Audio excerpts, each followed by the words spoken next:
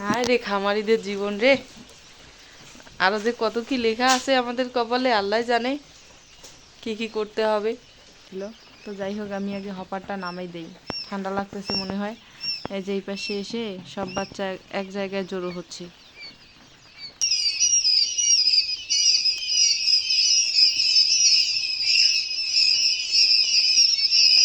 এই যে দেখেন আমাদের অবস্থা, একবারে জ্যাকেট জাম্পার গায়ে দিয়ে চলে আসছি পাখির ঘরে। এই যে বাচ্চার ব্রুডিংয়ের বাচ্চাগুলোর পাহারা দিতে, যেন কোনো ক্ষতি না হয়।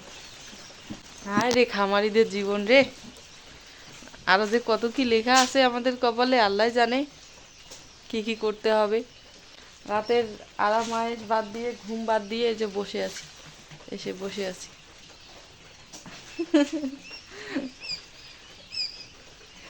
আল্লাহ, আল্লাহ জানে আরো কি কি আছে কপালে। তো হপারটা হচ্ছে নামাই দেই এখন আগে, বাচ্চাগুলোর হয়তো ঠান্ডা লাগতেছে। অনেকেই ভেবে থাকে যে খামার করলে অনেক টাকা আয় করা যায়, আর খামারে বেশি খাটুনি হয় না, পরিশ্রম হয় না, শুধু সময় মতো একটু হচ্ছে খাবার পানি দিলেই হয়ে যায়। আসলে ভাই আপনাদেরকে বলি, যারা যারা এরকম কথা মানে চিন্তা করেন, তো একটা খামার তৈরি করা বা খামারে কাজ করা, বা এই যে খামারের প্রাণীগুলো আছে, যেমন কোয়েল পাখি, ছাগল, গরু, হাঁস, মুরগি ইত্যাদি আর কি, যেটাই বলেন না কেন, এগুলোর পিছনে যদি আপনি সময় না দেন বা খাটাখাটনি না করেন, তাহলে কিন্তু আপনার একবারে সব শেষ হয়ে যাবে। তার কারণ হচ্ছে যে দেখেন, আমরা রাতে কিভাবে বসে আছি, কোয়েল পাখির বাচ্চা ব্রুডিংয়ে নামাইছি, তারপর এইভাবে হচ্ছে বসে আছি এসে। তারপর মাঝে মধ্যে এরকম হয় সারা রাত বসে বসে ডিউটি দেওয়া লাগে। বাংলাদেশের কারেন্টের অবস্থা তো জানেন, আর আমার খামার শুরু করছি। এখন হয়তো আপনি ভাবতে পারেন বা বলতে পারেন যে আপনি তাহলে আইপিএস বা ব্যাটারির ব্যবস্থা করতেই তো পারতেন, তাহলে হচ্ছে বসে থাকা লাগতো না। আসলে ভাই করতে পারতাম ঠিক আছে, কিন্তু মানে অনেকগুলো টাকা ব্যয় করে কি হবে শুরুতেই, তাই না? যখন আমার হচ্ছে সেই সাধ্য হবে, তখন আমি এই কাজগুলো করব। বাট শুরুতেই তো আর এতগুলো টাকা খরচ করে এগুলো করতে পারি না। আর হচ্ছে যদি এভাবে আমি বসে না থাকতাম এসে, হ্যাঁ, রাতে যদি ঘুমাইতাম গিয়ে, তাহলে কিন্তু আমার এই বাচ্চাগুলো টিকতো না। আপনারা দেখেন যে এই যে ব্রুডিং টাইমে কারেন্ট যখন থাকে না, তখন এই বাচ্চাগুলো ঠান্ডা পায়। আর ঠান্ডা পাইলে কিন্তু বাচ্চাগুলো এক জায়গায় জমা হয়, এবং হচ্ছে নিচের বাচ্চাগুলো নিচে পড়ে ওগুলো হচ্ছে শ্বাস নিতে পারে না, যার কারণে ওই বাচ্চাগুলো মানে তলের বাচ্চাগুলো মারা যায়। এর আগ এর আগের বার কিন্তু আমার ক্ষতি হয়েছিল বেশ ভালোই আর কি, এরকম অলসতা করতে গিয়ে। তো আসলে আমাদের খামারিদের জীবনে এইরকমই, অনেক কষ্ট করতে হয় একটা খামারে, হ্যাঁ, অনেক স্ট্রাগল করতে হয়।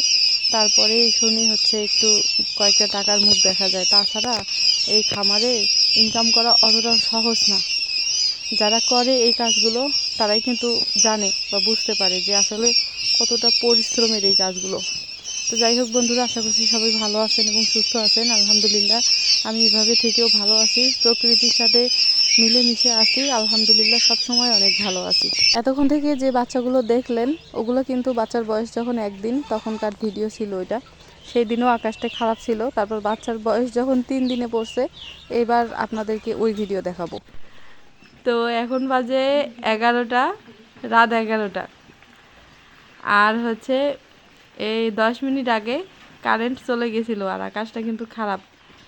আকাশটা হচ্ছে অনেক অন্ধকার করছে, বৃষ্টি আসার সম্ভাবনা আছে। বৃষ্টি অবশ্য পড়লো কয়েক ফোঁটা, আবার বন্ধ হয়ে গেছে। তো কারেন্ট চলে গেছে, আর এদিকে পাখির ঘরের তো মানে সব অন্ধকার।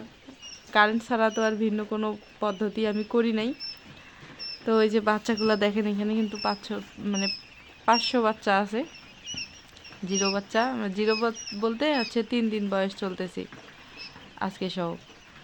তো এসে দেখতেছি ওরা হচ্ছে ওই আগের মতো একদম জটলা লেগে গেছে।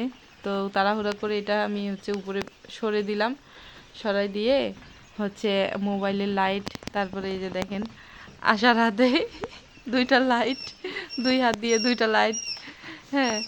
আর এই যে আমি এটা দিয়ে হচ্ছে ওই জটলাগুলো ভেঙে দিচ্ছি আর লাইট ধরছিলাম। তো এখনও হচ্ছে এই কারেন্ট এই মুহূর্তে আসলো। তো হচ্ছে এখন এটা এদিকে নিয়ে আসি। আর এই যে দেখেন এখানে কয়েল নিয়ে আসছি, যে মশা পাখির ঘরে বলার মতো না। তো কয়েল জ্বালাই দিয়ে দুইজন দুই পাশে চেয়ারে বসে আছি। আর যেই মুহূর্তে কারেন্ট আসলো, এই যে দেখেন বাচ্চাগুলা কত সুন্দরভাবে খাচ্ছে। আসলে মনে একটা ভয়, আর ভয় না, আর সত্যি এটাই যে এগুলা কিন্তু ছোট বাচ্চা। আবার আজকের পরিবেশটা অনেক শুষ্ক আর ঠান্ডা লাগতেছে, এমনিতেই বাতাস। হ্যাঁ, তার উপর হচ্ছে যদি কারেন্ট না থাকে, অন্ধকার, আবার ঠান্ডা লাগে ওদের গায়ে, তাহলে এরা হচ্ছে মারা যাইতে মনে হয় 20 মিনিটও লাগবে না, এমন একটা পরিস্থিতি মানে এদের জন্য, এইরকম আর কি। তো এই জন্য তাড়াহুড়া করে চলে আসলাম। এখন হচ্ছে খাটুনি বা কষ্ট হইলে একটু আমাদেরই হোক, তাও এই এতগুলা প্রাণ যদি নষ্ট হয়, যদি এতগুলো বাচ্চা মারা যায়, তাহলে কেমনটা লাগবে, ওটা বেশি আফসোস থাকবে আর কি। এই জন্য হচ্ছে বিছানা থেকে উঠে দুজনে চলে আসলাম তাড়াহুড়া করে, একদম সোয়েটার আসা তো মোজা সহ পড়ছে। হ্যাঁ, এই একটা অবস্থা। দেখেন কত সুন্দর বাচ্চাগুলা, আর কতগুলা বাচ্চা এখানে। এখানকার যদি মনে করেন নিজের একটু অলসতার কারণে, নিজের একটু যদি গাফিলতির কারণে 5টা বাচ্চাও মারা যায়, তারপরেও কিন্তু এটা আফসোস লাগে আর কি, কীরকমটা লাগবে তখন। আর এতগুলো বাচ্চা এখানে, আর আমাদের সাথে তো এরকম অ্যাক্সিডেন্ট হয়েছিল আমাদের অলসতার জন্য, একটা ভুলের জন্য অনেকগুলো বাচ্চা আর কি মারা গেছিলো। তো যাই হোক, আমি আগে হপারটা নামাই দেই, ঠান্ডা লাগতেছে মনে হয়। এই যে এই পাশে এসে সব বাচ্চা এক জায়গায় জড়ো হচ্ছে, আগে হপারটা নামাই দেই। প্রচুর খাবার খাচ্ছে প্রতিদিন, 3 থেকে 3.5 কেজি খাবার এইটুকু বাচ্চা খাচ্ছে। হ্যাঁ, প্রচুর খাবার খাচ্ছে। আর বড় পাখিগুলোকে কালকে কৃমিনাশক দিব, তো ওগুলা পাখিকে হচ্ছে খাবার পানিগুলা সরাই দিই এখান থেকে। কালকে ভোরবেলা সকাল সকাল বাসি পেটে হচ্ছে কৃমিনাশক দিয়ে দিব।